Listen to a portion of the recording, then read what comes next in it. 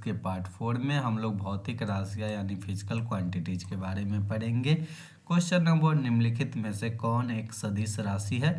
विद्युत आवेश, विद्युत फ्लक्स, विद्युत धारा, विद्युत क्षेत्र। ऑप्शन हो जाएगा डी, वैद्युत क्षेत्र एक सदिश राशि है। इलेक्ट्रिक फील्ड, विद्युत आवेश, विद्युत फ्लक्स, विद्युत धारा, ये सब एक क्या है? अदिश राशि है।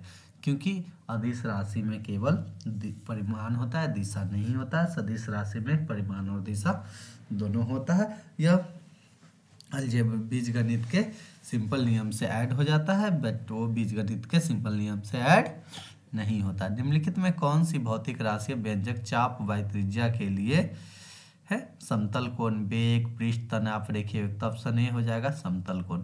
भौतिक राशि का समतल कोण व्यंजक चाप बाई त्रिज्या के लिए है। समतल कोण का ऐसा इकाई रेडियन होता है। दो सदिश बराबर होते हैं यदि केवल उनके परिमाण एक समान है, केवल उनकी दिशा एक समान, उनके परिमाण और दिशा दोनों एक समान हो तब। सदिश राशियों का उदाहरण हो जाता है बल, वेग, संवेग। वह मात्रा या घटना जिसके दो स्वतंत्र गुण परिमाण और दिशा दोनों होते हैं क्या कहलाता है? सदिश। परिमाण और दिशा दोनों होता है तो क्या होता है? सदिश। निम्नलिखित भौतिक मात्राओं में से कौन सी एक अदिश राशि है? भार, आवेग, यंग मापक, त्वरण। ऑप्शन हो जाएगा बी, आवेग एक अदिश राशि है।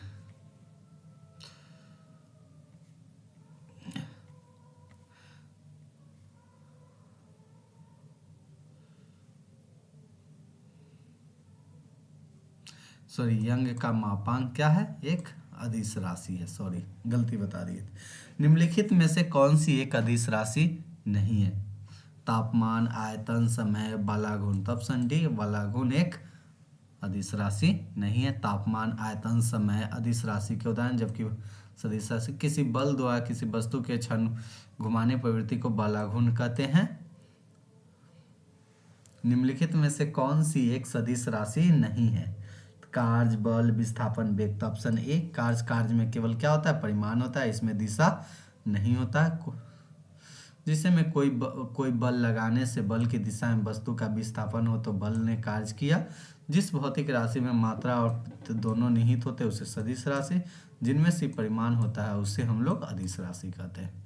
ये सब तो बहुत वे भौतिक राशियाँ जिसमें केवल डैश होती है और डैश नहीं होती है उसे अदिश राशि, जिसमें केवल परिमाण होता है दिशा नहीं होता है उसे हम लोग अदिश राशि कहते हैं।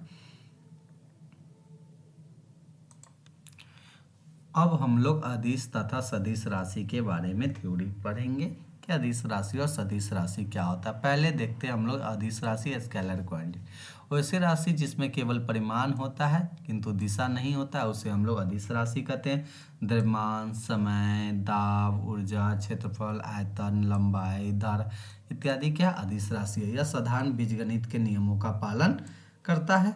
यह धारा की जैसे में धारा की दिशा होता है किंतु सदिश के योग के नियम का पालन नहीं करता, इसलिए क्या है? धारा एक अदिश राशि है। सदिश राशि जिसमें परिमाण और दिशा दोनों होता है उसे सदिश राशि। विस्थापन, वेग, त्वरण, बल, संवेग, आवेग, विद्युत क्षेत्र, तीव्रता, चुंबकीय क्षेत्र क्या है? वो सब सदिश राशि है। जैसे न, जैसे विस्थापन, वेग, संवेग, त्वरण, आवेग, विद्युत ध्रुव, तीव्रता, घर्षण, आघूर्ण, गुरुत्वाकर्षण, इससे क्या है? एक सदिश राशि। सदिशों का निरूपण कैसे करते हैं? तो तीर के चिन्ह से हम लोग सदिश राशि का निरूपण करते हैं, माथा पे लगा देते हैं, उसमें नीचे मैग्नीट्यूड होता है। अदिश में कोई अति नहीं होता है। सदिशों के जोड़ के नियम, सदिश राशि को जोड़ने के लिए त्रिभुज के नियम या समांतर चतुर्भुज का नियम का पालन किया जाता है। Law of parallelogram. यदि कोई दो सदिश राशि ए और बी एक दूसरे से थीटा डिग्री कोण पर हो तो उसके परिणामी का मान कितना हो जाएगा? इसके लिए फार्मूला प्रूव भी किया जाता है। जैसे इसके लिए हो जाएगा √a² plus b² plus 2ab cos theta का उपयोग करेंगे। जैसे एक क्वेश्चन है कि 10 न्यूटन का बल उत्तर दिशा में, 5 न्यूटन का एक बल पूर्व दिशा में कार्य करता है, इनके बीच का, तो इसके बीच का कोण कितना हो जाएगा? 90 डिग्री।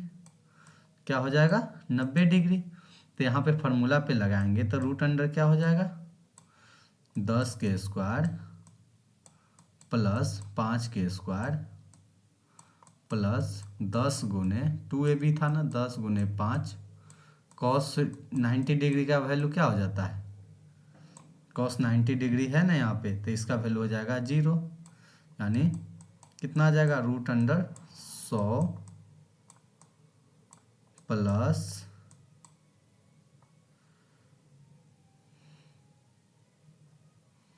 एक सेकेंड, गलती हो गया क्या कहीं, 100 प्लस 25, सही तो है, कितना आ जाएगा 100 प्लस 25, 125, 125 का वर्गमूल निकालेंगे 5। जब इसका थीटा बराबर 0 होगा तो क्या हो जाएगा, थीटा बराबर 0 यानी यहाँ पे 0 पुट करेंगे तो cos 0 का मान 1 यानी 2ab, यानी a² plus b² plus 2ab, यानी मैक्सिमम हो जाएगा कितना, आर मैक्सिमम बराबर a प्लस बी। जब थीटा बराबर 180 डिग्री यानी cos 180 डिग्री के बाद -1 यानी a² plus b² minus 2ab यानी a माइनस बी, यानी आर मिनिमम बराबर, तो रेंज क्या हो जाएगा, मिनिमम से मैक्सिमम, यानी किसी भी वैल्यू क्या हो जाएगा, मिनिमम से मैक्सिमम के बीच में ही उसका वैल्यू संभव है। जैसे क्वेश्चन पूछा 10 न्यूटन तथा 5 न्यूटन के दो बल का परिणामी कभी नहीं होगा, तो इसको पता कैसे लगाएंगे, ए 8 न्यूटन, बी 15 न्यूटन, सी 12 न्यूटन, डी 3 न्यूटन। तो इसके लिए पहले हम लोग मिनिमम निकाल लेंगे, तो 10 में से 5 गया 5, मैक्सिमम कितना हो जाएगा 15, यानी इसका वैल्यू कितना होगा 5 से 15 के बीच में। तो ऑप्शन में 8, 15, 12 बाकी 3 क्या है, रेंज से बाहर है, यानी ऑप्शन डी सही हो जाएगा।